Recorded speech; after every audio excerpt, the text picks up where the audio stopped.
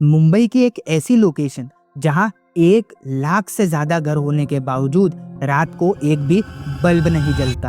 एक तरफ हम कहते हैं कि मुंबई में रहने की जगह नहीं है, लेकिन दूसरी तरफ साउथ मुंबई का ये पूरा स्काईलाइन 1,30,000 करोड़ का ब्लैक होल बन चुका है और इसका सेंटर पॉइंट है पहले रॉयल, इंडिया की सबसे ऊंची रेसिडेंशियल बिल्डिंग। क्या ये बिल्डिंग सिर्फ घर है या किसी और चीज की तिजोरी है? आज हम सीमेंट की नहीं, उस पेपर ट्रेल की बात करेंगे जो आपकी इकोनॉमी को अंदर से खोखला कर रही है।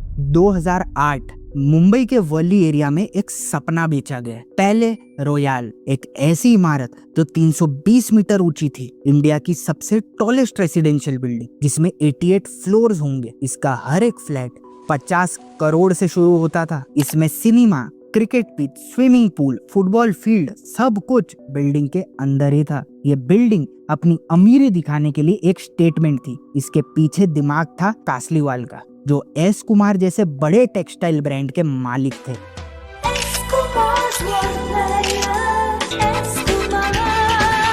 कासलीवाल का विजन था एक वर्टिकल पैलेस बनाना, लेकिन कासलीवाल का ट्रैक रिकॉर्ड पहले से ही स्क्रूटिनी में था। एस कुमार ग्रुप पर पहले ही बड़े बैंक्स के डिफॉल्ट और फाइनेंशियल इलरेगुलरिटीज के इल्जाम लग चुके थे। पहले रॉयल उनके लिए एक कमबैक प्रोजेक्ट था, लेकिन इस ग्रैंड विजन के पीछे एक बहुत गहरा फाइनेंशियल कैलकुलेशन चल रहा था। बिल्डर को पता था कि अगर वो सिर्फ फ्लैट बेचेगा तो प्रॉफिट लिमिटेड होगा। उसे तो चाहिए था इलीगल स्केल। यहाँ शुरू होता है रियल एस्टेट का सबसे बड़ा technical scam, FSI arbitrage. Mumbai में बिल्डिंग की ऊंचाई सीमेंट से नहीं, एफएसआई से तय होती है। सिंपल भाषा में आपकी जमीन कितनी है और आप उस पर कितना स्क्वायर फीट कंस्ट्रक्ट कर सकते हैं। पहले रॉयल के बिल्डर ने एक बहुत स्मार्ट लूप होल यूज किया। बिल्डर ने बीएमसी से पब्लिक एमिनिटीज और सेफ्टी के नाम पर हजारों स्क्वायर फीट की परमिशन मांगी। उन्होंने कहा कि उन्हें एक्स्ट्रा एरिया चाहिए। हर बैल्कनी के बाहर वो 5 से 7 फीट का फ्लावर बेड लगाएंगे। खुले आसमान के नीचे बड़े बड़े छत बनाएंगे। हर 7 फ्लोर के बाद एक पूरा फ्लोर खाली होगा सिर्फ सेफ्टी के लिए। अब रूल्स के मुताबिक इन एरिया पर बिल्डर को, सरकार को 1 रुपए टैक्स नहीं देना पड़ता। इन्हें कहते हैं एफएसआई फ्री एरियाज।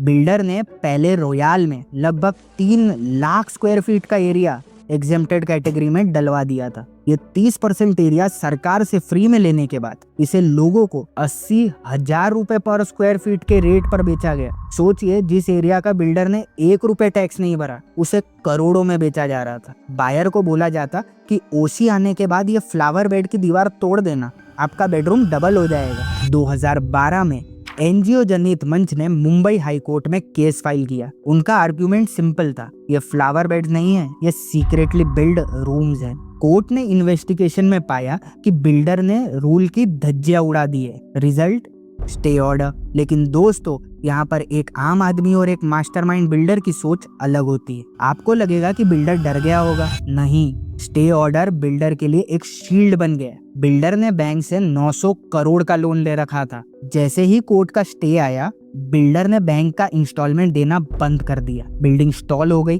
कंस्ट्रक्शन रुक गया, लेकिन वो 900 करोड़ बैंक से निकलकर बिल्डर की दूसरी शेल कंपनीज में इन्वेस्ट हो चुकी थी। पहले रॉयल एक डेड एसेट बन गया। अब आते हैं उस सवाल पर जो आपके होश उड़ा देगा। अगर इस ग्रुप पर पहले से ही डिफॉल्ट और फाइनेंशियल इरेगुलरिटीज के आरोप थे, तो बिल्डर का लोन पास कैसे हुआ? इसका जवाब है द वैल्यूएशन ट्रैप।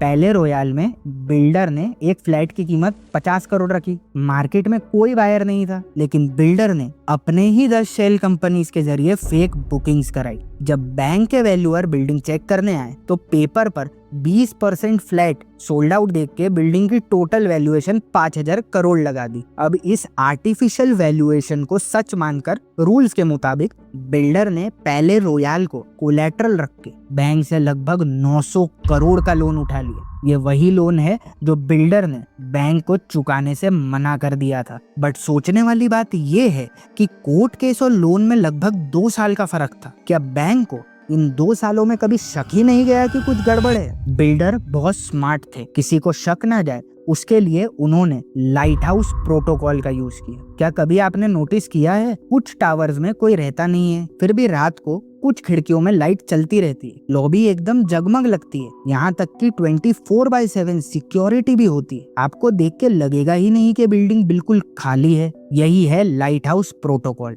ये बिल्डिंग नहीं, एक फिल्म सेट है। इसका मकसद है इल्यूजन ऑफ लाइफ पैदा करना, ताकि प्रॉपर्टी की वैल्यू पेपर पर 80,000 रुपए पर स्क्वायर फीट से नीचे ना गिरे, क्योंकि अगर वैल्यू गिरी तो बैंक बिल्डर से एक्स्ट्रा कोलैटरल मांगने लगेगा और पूरा प्रोजेक्ट कोलैप्स हो जाएगा। लेकिन दोस्तों, बिल्डर अकेले इतना बड़ा रिस्क नहीं लेता, इसके पीछे होती है पावर। पैले रॉयल सिर्फ एक बिल्डिंग नहीं है, ये मुंबई की स्काईलाइन में खड़ा एक वर्टिकल स्विस बैंक है।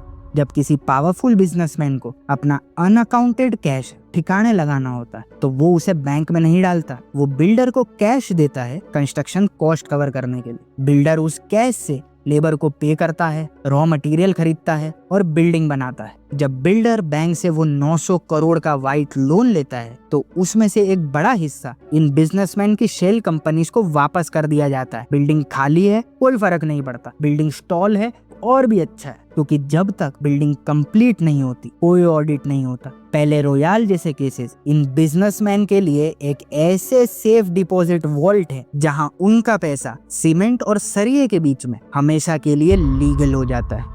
जब 2019 में कासलीवाल ग्रुप पूरी तरह बैंकरप्ट हो गया और डेट 900 करोड़ के ऊपर निकल गया तो बैंक्स ने इस बिल्डिंग को ऑक्शन में डाल दिया। मल्टीपल ऑक्शंस फेल हुए क्योंकि कोई इस लीगल मैस को हाथ ही नहीं लगाना चाहता था। फाइनली उसी साल ऑनेस्ट शेल्टर ने इसे 705 करोड़ में खरीद लिया। सोचिए, एक बिल्डिंग जिसकी वैल्यूएशन 5,000 करोड़ दिखाई गई थी वो 700 करोड़ में बिक गई। आज स्टेटस ये है कि बिल्डिंग को पार्ट ओसी मिल गया है। कुछ लोग रहने भी आए हैं, लेकिन बिल्डिंग की रेप्यूटेशन इतनी खराब हो चुकी है कि सेकेंडरी मार्केट में इसके फ्लैट्स को बायर ही नहीं मिल रहे। लेकिन ये सिर्फ पैले रॉयल की कहानी नहीं है, ये मॉडल मुंबई के कोने कोने में चल रहा है, खास करके रीडेवलपमेंट प्रोजेक्ट्स के नाम पर। सोचिए, एक पुरानी सोसाइटी है जहाँ 50 साल से आम जनता रह रही है। बिल्डर आता है, बड़े सपने दिखाता है कि आपको नया घर मिलेगा, लिफ्ट होगी, पार्किंग होगी। वो आपसे कंसेंट साइन करवा लेता है और वही फ्लावर बेड और रेफ्यूज एरिया वाला फॉर्मेट लगाता है। बिल्डर ओरिजिनल रेसिडेंट को तो छोटे फ्लैट देता है, लेकिन एग्जेम्प्टेड एरियाज का उपयोग करके एक्स्ट्रा फ्लोर्स खड़े कर देता है, जो वो ओपन मार्केट में करोड़ में बेचता है। जब रेसिडेंट्स प्रोटेस्ट करते हैं तो बिल्डर प्रोजेक्ट बीच में ही छोड़ देता है। मुंबई में आज 5,000 से ज्यादा प्रोजेक्ट स्टॉल्ड है, जिसकी वैल्यू 1,30,000 करोड़ है। आम आदमी ना पुराने घर में रह पा रहा है ना नए, वो सिर्फ बिल्डर के प्रॉफिट का एक कोलेटरल डैमेज बन गया है। 1.3 लाख करोड़ जो इकोनॉमी में घूमना चाहिए था, जिससे नए हॉस्पिटल, स्कूल, इंडस्ट्रीज बनती, वो आज इन ग्लास दीवारों में फ्रीज हो चुका है। अब आप कहेंगे ये तो अमीरों का गेम है, मेरा क्या नुकसान? दोस्तों, नुकसान आप ही का है। जब बैंक इन बिल्डर्स को 900 करोड़ का लोन देती है और वो बिल्डिंग स्टॉल हो जाती है तो वो पैसा एनपीए बन जाता है। बैंक्स का घाटा बढ़ता है। इस घाटे को भरने के लिए बैंक आपके सेविंग अकाउंट का इंटरेस्ट रेट 4% से गिराकर 3% कर देती है। आपके होम लोन और एजुकेशन लोन की ईएमआई भी महंगी कर देती है।